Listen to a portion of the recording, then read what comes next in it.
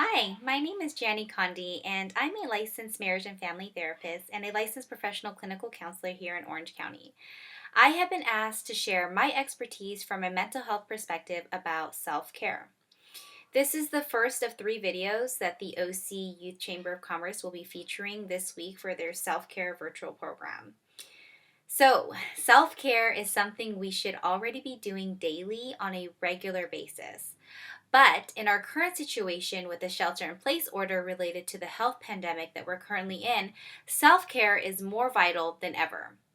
Change sucks. And whether we like it or not, COVID 19 has forced everyone to change aspects of their lives that they may not have been ready for. However, in order to get through it, we must learn to adapt and lean into the changes versus resisting them. And in order to lean into the changes, we should have a good self care regimen in place. So, for many people, that might include redefining what self care means by broadening what we typically do for self care activities. Because for most people, when asked what they do or think of for self care, common responses include things like hanging out with my friends, going out with my family, getting a massage, a pedicure, a manicure, treating myself out to dinner, going out for drinks, going to the gym, letting loose at a nightclub. Basically, all of the things that are essentially banned due to COVID 19. That is why we kind of have to begin thinking outside of the typical responses when we talk about self care. The good thing is that not only are the things that I will be going over allowed during these unprecedented times, but hopefully they will be things that you can continue to do even after life resumes back to normal. I know for myself that I definitely have been struggling with adjusting to all these changes. But in order to kind of keep my sanity, I have been practicing a lot of self care and I focus my energy on trying to adapt to the changes to the best of my ability. So, one of the ways that I practice self care and what I'll be talking about today is self compassion. To me, this is the ultimate form of self care. But many people don't practice self compassion. It sounds simple to do, yet many people struggle with doing it because it might feel unnatural or foreign, which isn't surprising because you are probably like the majority of people who have been conditioned to believe that it is self indulgent or that it encourages self pity. So, let me go ahead and clarify and define self compassion. It is the ability and practice of showing yourself empathy, understanding, love, acceptance, and concern when you're experiencing difficulties or when you're faced with challenges. Basically, you're giving yourself the same compassion you would give to your friends, a family member, or really anyone that's experiencing their own challenges or suffering. According to Kristen Neff, a self compassion researcher, she describes self compassion as having three elements: self kindness, recognizing one's own humanity, and mindfulness. I'm going to go ahead and explain each of these elements and run through how you can start practicing self compassion today. So, the first element is self kindness. To me, this is how you are talking, thinking, and treating yourself. Most people are their own worst critic. We tend to judge unfairly and hold some of the harshest criticisms of ourselves. Self kindness is being able to refrain from doing this. Sounds easy enough, right? But actually, it is very hard to do, especially if you aren't used to thinking of yourself in a positive way. And unfortunately, in our current situation with this pandemic, most people are having a really hard time with adapting to all these changes. And since we live in the age of social media, many of you are getting most of your information on how to manage these changes from there.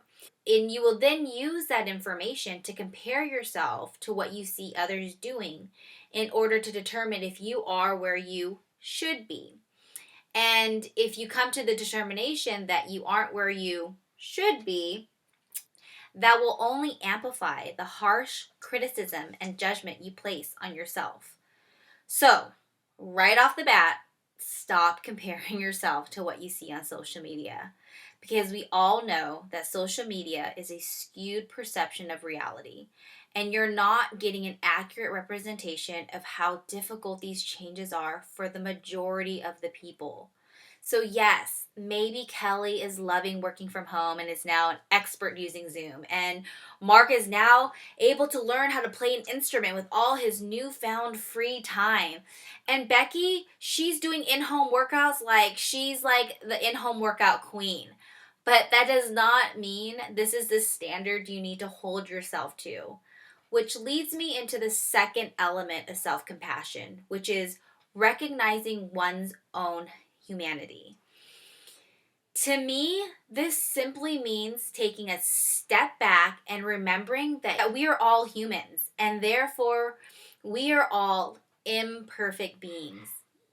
I know it is easy to feel like you are the only one that might be struggling, but I can assure you that is simply not true.